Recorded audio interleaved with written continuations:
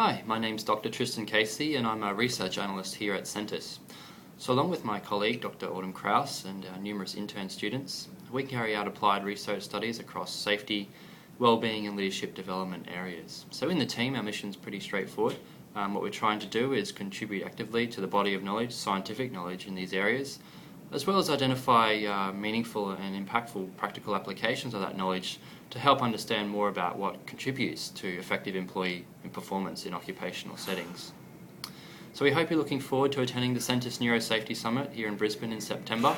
In our team here, we're very eager and excited to share the results of these studies that we've been conducting in the safety field. So in particular, what we're hoping to share with you is a program of research that we've done in collaboration with universities such as University of South Australia around the predictors of safety training transfer.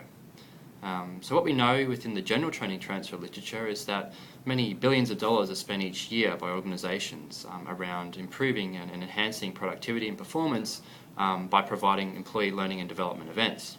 The reality though, the research has shown that as little as 10% of what those employees learn is actually used and applied when they return back to the workplace. So employees either fail to apply that immediately following the training, or over time they gradually decline in the frequency of applying that learned knowledge and skill. So in the safety area, in the safety specific settings, the problem is I guess worse from the perspective of contributing to injuries and fatalities across organisations in Australia. What we know is that a recent survey conducted in Australia, a national survey, identified that 82% of people who indicated they'd been injured in the last 12 months had actually received prior safety training. So from a safety training transfer perspective, this is a particularly important problem that needs to be addressed. Surprisingly, there's been fairly little research conducted in this area. So in Sentis, this is part of our driving mission, why we've identified this program of research is so important for us to complete.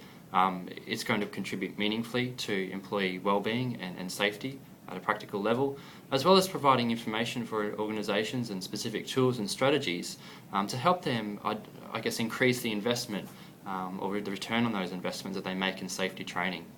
So our presentation at the Summit will cover these areas. Recently we've been presenting our research at international conferences, and we've also written a book chapter on safety training transfer.